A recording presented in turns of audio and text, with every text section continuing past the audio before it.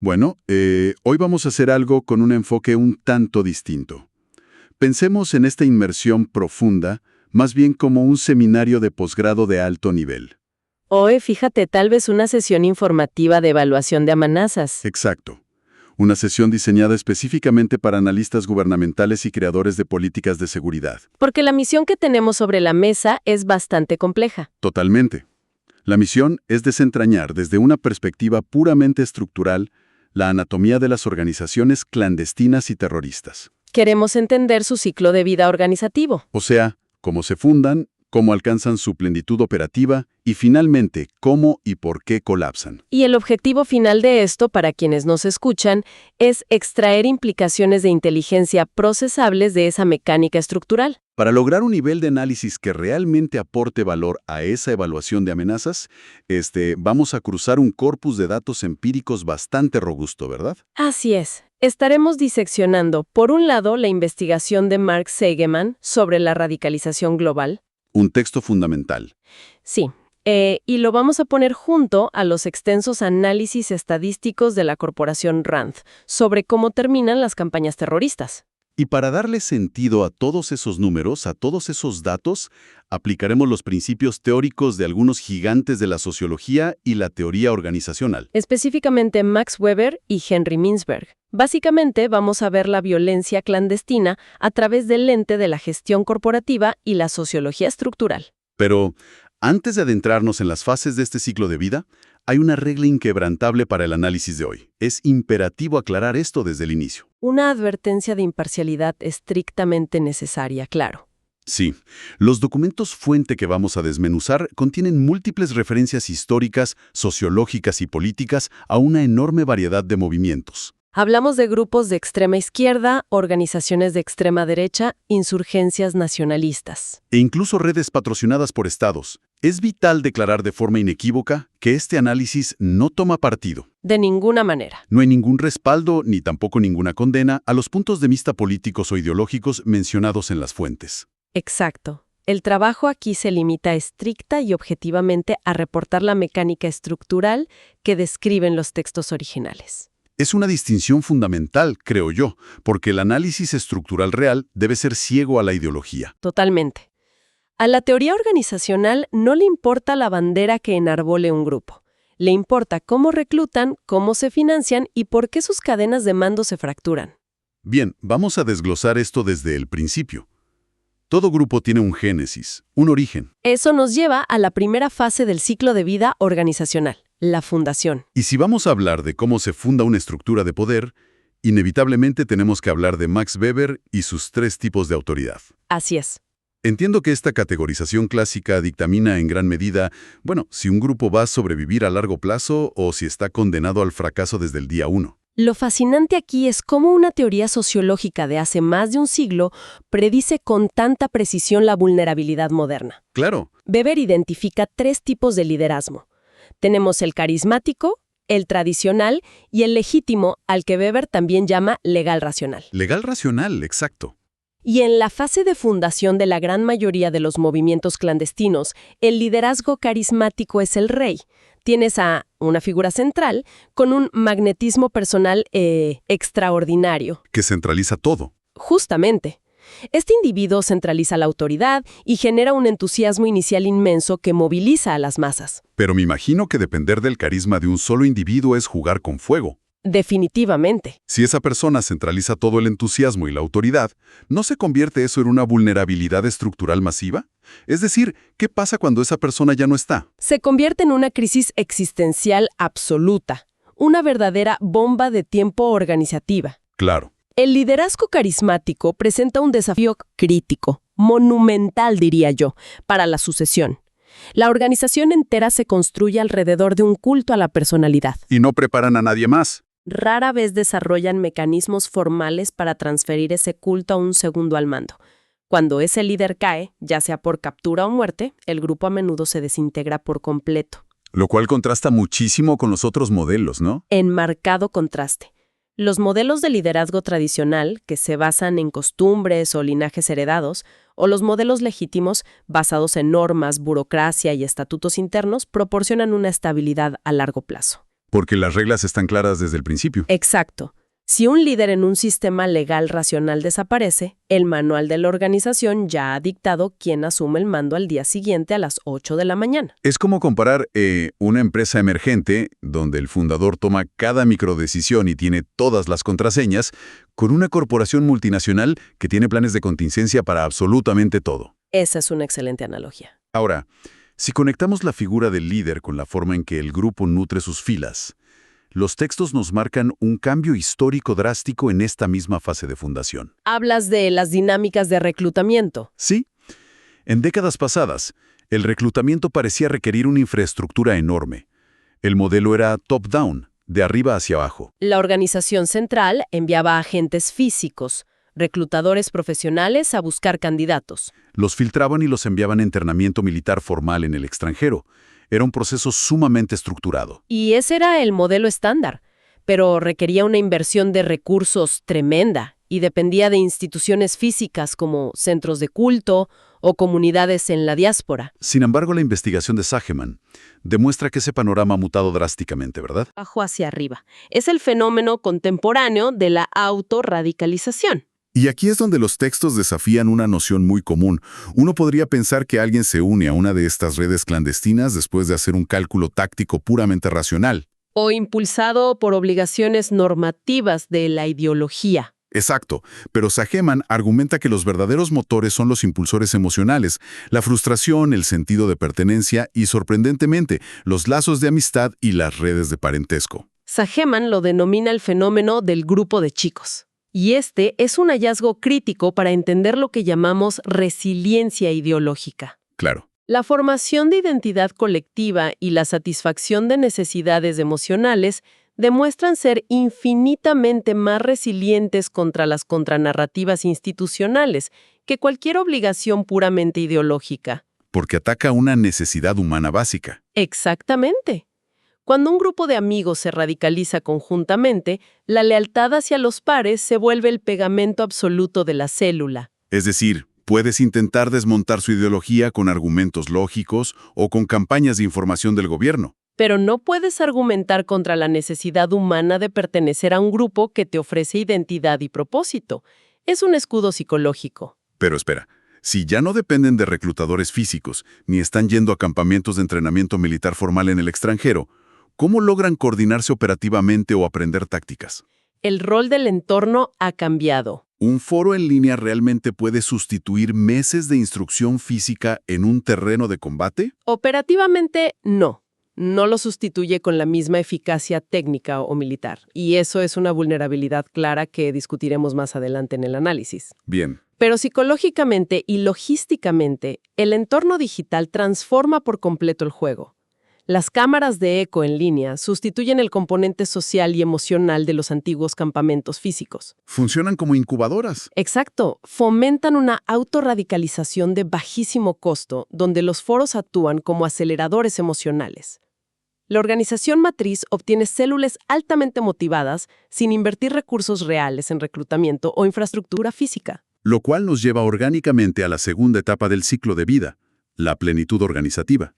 Ya tienen a la gente, tienen la identidad emocional establecida. Pero no puedes mantener una campaña sostenida a largo plazo solo con motivación pura. Claro, hay que conseguir recursos, mover equipo, financiar operaciones. Aquí es donde se pone realmente interesante, porque el texto introduce a Antoine-Henri Jomini. El teórico militar clásico. Él mismo.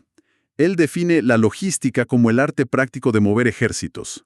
¿Cómo se aplica esa definición del siglo XIX al desafío contemporáneo de gestionar acciones terroristas modernas? El desafío contemporáneo es aplicar ese arte práctico desde la sombra.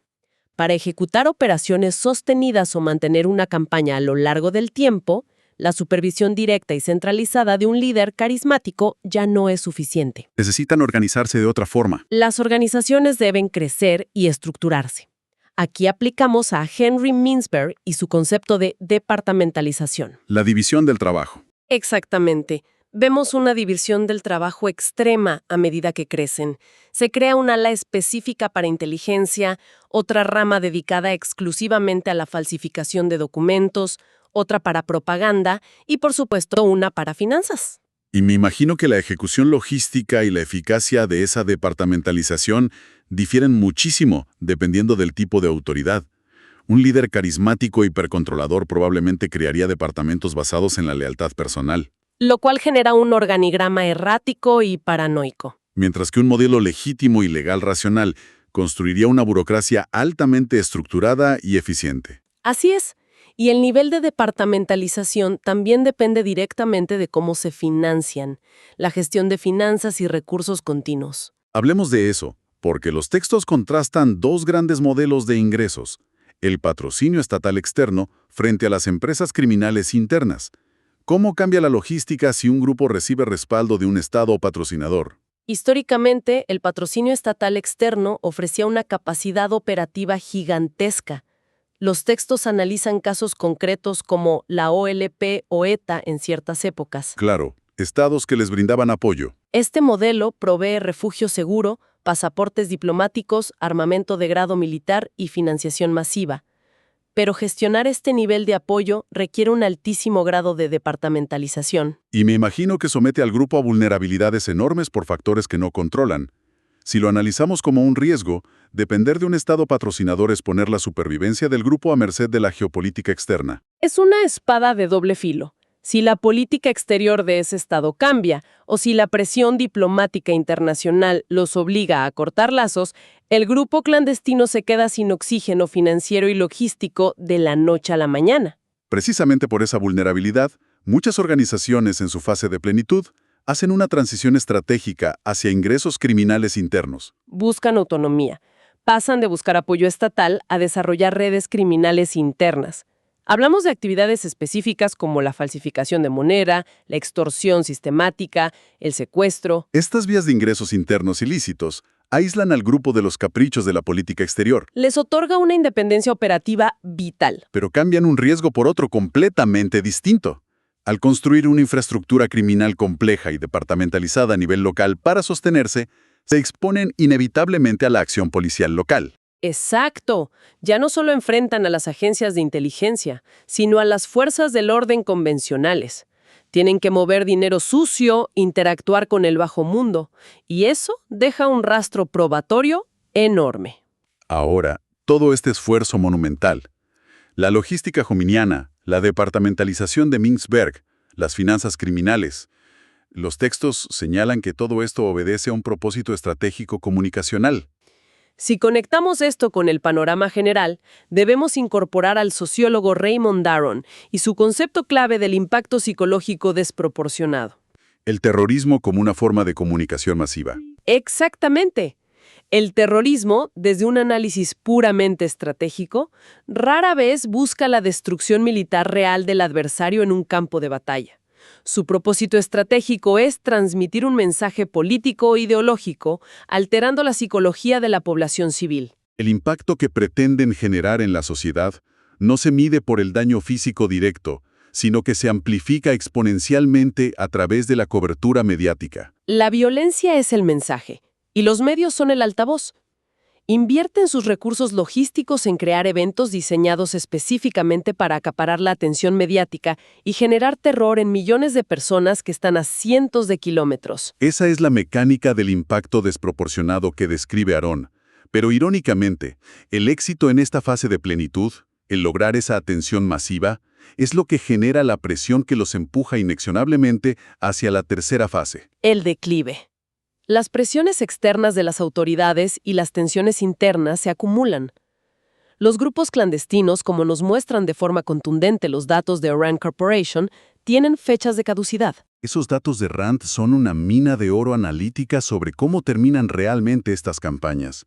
Para un analista de inteligencia, son los indicadores concretos que predicen el colapso final de la capacidad organizativa. Son números muy reveladores. Según los datos de Rand, el 30.6% de los casos terminan por captura o muerte de los líderes, lo que en la jerga conocemos como tácticas de decapitación. Y otro 21.9% termina por represión policial o militar sostenida de las autoridades. Pero lo que resulta verdaderamente fascinante del tema 9 es el peso de los factores internos en esta fase de declive organizativo, las disputas ideológicas internas y la pérdida gradual de apoyo público periférico. Hay un fenómeno particular detallado en los textos que acelera brutalmente este declive, y es la tendencia hacia la radicalización extrema. ¿Cómo funciona exactamente esa dinámica? Cuando una organización enfrenta alta presión externa o reveses operativos, el núcleo duro a menudo reacciona purificando su ideología. El texto describe cómo esta radicalización extrema aumenta la letalidad y la efectividad operativa a muy corto plazo, Se vuelven más peligrosos operativamente. porque los miembros restantes están más dispuestos a tomar riesgos extremos. Pero a mediano plazo esa espiral de pureza ideológica acelera dramáticamente las luchas de poder internas. Se desatan cacerías de brujas para ver quién es el verdadero portador de la doctrina pura. Exacto. Y esto precipita el declive organizativo definitivo. Genera scisiones, conflictos violentos entre facciones y aliena por completo al apoyo social periférico. La organización se fractura desde adentro mucho antes de que se produzca la detención final. Entonces, ¿qué significa todo esto frente al contraterrorismo? Si cruzamos esta tendencia a la fractura interna con la departamentalización logística que mencionamos en la fase de plenitud, ¿cómo altera esto la vulnerabilidad estructural del grupo? Uno pensaría que una estructura corporativa sofisticada los haría más resistentes, pero la realidad es paradójica. Esa misma especialización y departamentalización necesaria para la logística avanzada se convierte en una fragilidad masiva durante el declive. Es decir, los hace más vulnerables. Mucho más. Si tienes grupos tradicionales altamente estructurados y las autoridades logran neutralizar un nodo hiperespecializado, digamos, el Departamento Exclusivo de Finanzas o los falsificadores de pasaportes, paralizas operativamente a toda la red. La interconexión crea puntos de fallo sistémicos. Si cae el eslabón logístico, los operadores de campo quedan inmovilizados. Exactamente. Lo cual contrasta de manera brutal con el panorama de las células de autorradicalización moderna. La simplicidad logística de los ataques de bajo costo impulsados por cámaras de eco en línea. Es un modelo con un mantenimiento organizativo mínimo, casi nulo. Carecen de un departamento de finanzas estructurado o rutas de contrabando internacional. Su fragilidad, por lo tanto, no radica en la alta especialización interna, simplemente porque no están departamentalizados. Lo cual nos marca el punto perfecto para la transición final de este análisis. Consolidemos todo esto. Para quienes tienen la responsabilidad de evaluar estas amenazas en el mundo real, vamos a cambiar a un tono estrictamente analítico, un briefing de inteligencia procesable. Asumiendo el rol de analista senior para creadores de políticas de contraterrorismo, la primera conclusión debe ser una clasificación predictiva basada en los hallazgos de Weber. Vamos a sintetizar los hallazgos clasificando explícitamente los 3 tipos de liderazgo según su éxito previsto en la gestión de la sucesión. Y su resistencia a largo plazo frente a los indicadores de fractura de Rand y la disrupción externa. En el número 1, el modelo legítimo o legal racional. Históricamente, este modelo ofrece la vía organizativa más viable, estable y resistente a largo plazo. Porque al poseer reglas claras, burocracia y manuales de sucesión, absorben mejor la pérdida de individuos clave sin colapsar en guerras de facciones. En el número 2, situamos al liderazgo tradicional, que provee una estabilidad moderada. Basada en estructuras clánicas, aunque carece de la adaptabilidad metódica de una burocracia moderna. Y en el número 3, el más bajo en términos de resiliencia a largo plazo frente a los indicadores discutidos, el liderazgo carismático. Históricamente el menos resiliente debido a la crisis de sucesión inevitable e insuperable al perder al líder central. Ahora, revisemos las implicaciones de inteligencia para contrastar los vectores de disrupción aplicables según la estructura financiera y logística del grupo. Intelligence Actionable pura.